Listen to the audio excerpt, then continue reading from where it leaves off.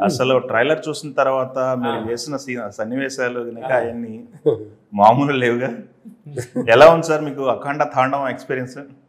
అద్భుతంగా అనిపిస్తుంది అనమాట ఎక్స్పీరియన్స్.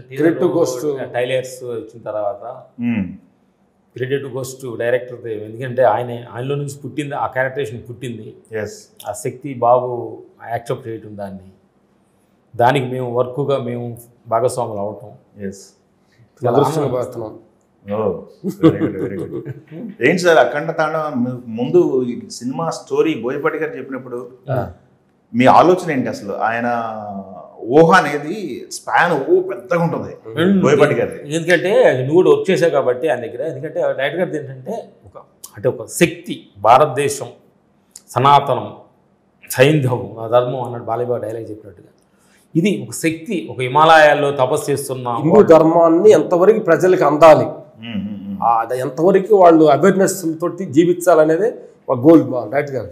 ఓకే, దాన్ని మేము ఎంతవరకు ఎలివేషన్ చేయాలి ఆయన డైరెక్టర్ సపోర్టింగ్గా. ఈరోజు ఆయన బ్యాక్ వర్క్ చేసాం.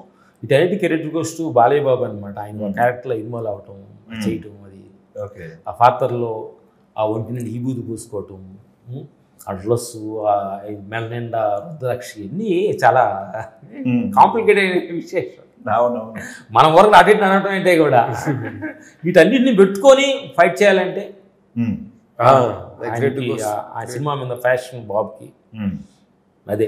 అందుకే మన అందరం కూడా ఈరోజు చిన్న టీజర్లోనే ఊగిపోతున్నాం. అంటే ఒక 3 గంటలు ఒక గుడి లోపల, శివాలయం లోపల జనం ఉండి తాండవాడినట్టు ఫీల్ వచ్చింది అనమాట సినిమా చూస్తే.